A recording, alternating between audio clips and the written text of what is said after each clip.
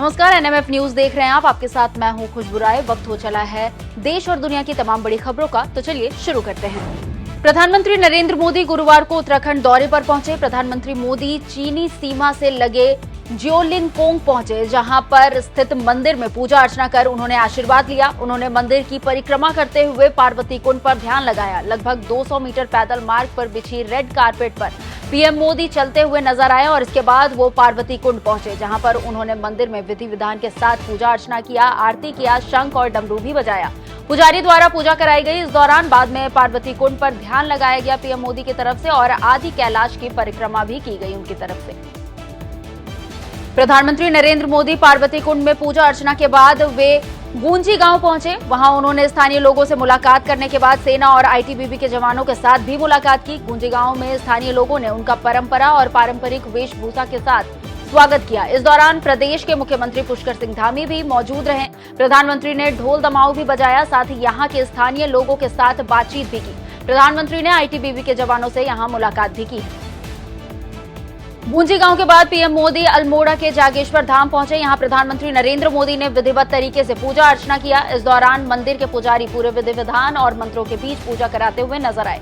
PM Modi ने भगवान शिव की आरती उतारी और आशीर्वाद भी लिया। बता दें कि पीएम मोदी एक दिवसीय दौरे पर उत्तराखंड पहुंचे हैं, जहां पीएम ने 4200 करोड़ की योजनाओं का उद्घाटन और शिलान्यास किया है।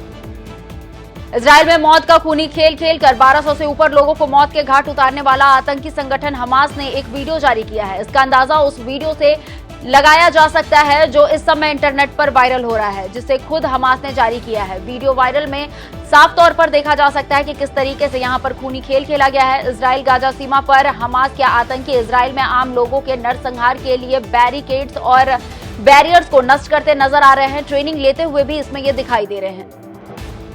इजरायल और हमास जंग का आज छठा दिन है। बुधवार को इजरायल सरकार ने जंग पर नजर रखने के लिए यूनिट गवर्नमेंट और 3 सदस्यीय वॉर कैबिनेट बनाई है। नई सरकार में विपक्षी पार्टी को भी शामिल किया गया है। कैबिनेट में प्रधानमंत्री नेतन्याहू, विपक्षी नेता बेनी और मौजूदा डिफेंस मिनिस्टर योव गैलेंट रहेंगे। बता दें कि यूनिट गवर्नमेंट यानी कि ऐसी सरकार जिसमें सभी पार्टियां शामिल है, ये जंग के वक्त बनती है और 1973 के बाद इसका गठन पहली बार हुआ है।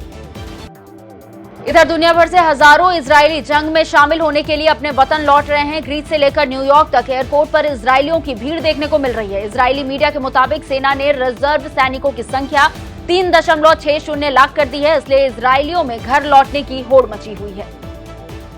बुधवार को इजरायल ने रात भर गाजा पर हमला किया, जिसमें करीब 51 फिलिस्तीनियों की मौत हो गई है। 7 अक्टूबर से शुरू हुई जंग में अब तक 2327 लोग मारे जा चुके हैं। इसमें से करीब 1300 इजरायली और अब तक करीब 1127 फिलिस्तीनियों की मौत हो चुकी है।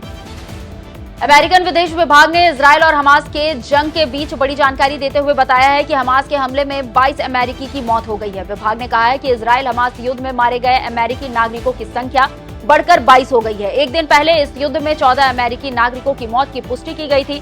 अमेरिका के राष्ट्रपति जो बाइडेन ने कहा कि हमें बिल्कुल स्पष्ट रुख अपनाना होगा, आतंकवाद को उचित नहीं ठहराया जा सकता। उन्होंने आगे कहा कि इजरायल अमेरिका का सहयोगी है और हम हमेशा साथ मिलकर काम करेंगे। भारत सरकार ने इजरायल में फंसे 18,000 भारतीयों को निकालने के लिए ऑपरेशन अजय की घोषणा कर दी है। इसके लिए आज पहली फ्लाइट रवाना हुई। इस दौरान इंडियन नेवी भी मदद के लिए तैयार है। विदेश मंत्री एस जयशंकर ने कहा कि भारत सरकार ऑपरेशन अजय के तहत भारतीयों को वापस लाएगी। जो भी वापस आना चाहे वो आ सकते हैं।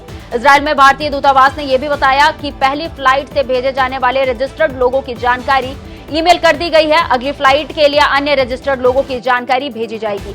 तेल अवीव स्थित भारतीय दूतावास में यहाँ पर इनके मुताबिक ये कहा जा रहा है कि इजरायल में मौजूद सभी भारतीय फिलहाल सुरक्षित है। इजरायल पहुंचे भारतीय पर्यटकों ने दूतावास से सुरक्षित निकाले जाने की अपील की है।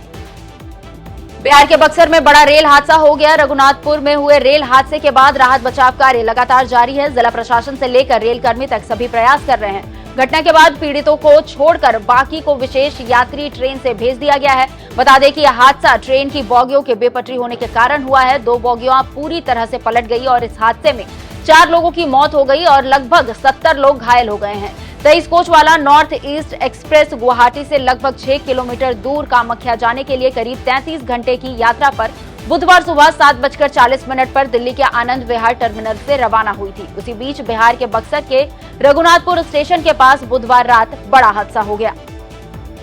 रेल हादसे के बाद पूरे देश में हड़कंप मचा हुआ है। इसी बीच प्रधानमंत्री नरेंद्र मोदी ने नॉर्थ ईस्ट एक्सप्रेस रेल हादसे को लेकर दुख जताया। पीएम ने ट्वीट करते हुए कहा कि नॉर्थ ईस्ट एक्सप्रेस के कुछ डिब्बों के पटरी से उतरने के कारण लोगों की मृत्यु से दुखी हूं। शोक संतप्त परिवारों के प्रति संवेदनाएं। मैं घायल के शीघ्र स्वस्थ होने की प्रार्थना करता हूं। अधिकारी सभी प्रभावित लोगों को हर संभव सहायता प्रदान कर रहे हैं।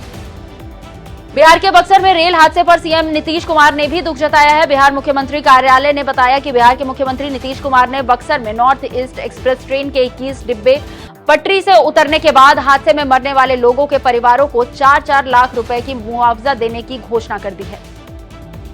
बक्सर में रेल हादसे के बाद पूर्व मध्य रेल के मुख्य जनसंपर्क अधिकारी वीरेंद्र कुमार ने एक बयान जारी किया है। उन्होंने कहा कि घटना के कारणों का पता लगाने के लिए उच्च स्तरीय जांच के आदेश दे दिए गए हैं।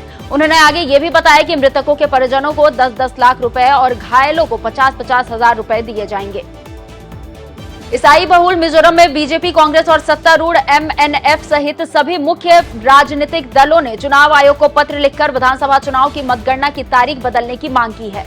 बता दें कि चुनाव आयोग द्वारा घोषित कार्यक्रमों के मुताबिक मतदान 7 नवंबर और मतगणना 3 दिसंबर को निर्धारित की गई। वहीं चुनाव आयोग को दिए गए पत्र में तर्क दिया गया है कि 3 दिसंबर को रविवार है और रविवार का दिन ईसाइयों के लिए खास होता है, इसलिए तारीखों को बदला जाए। बता दें कि बीते दिन ही राजस्थान के मतदान की तारीखों को बदलकर 25 नवंबर कर दिया गया है।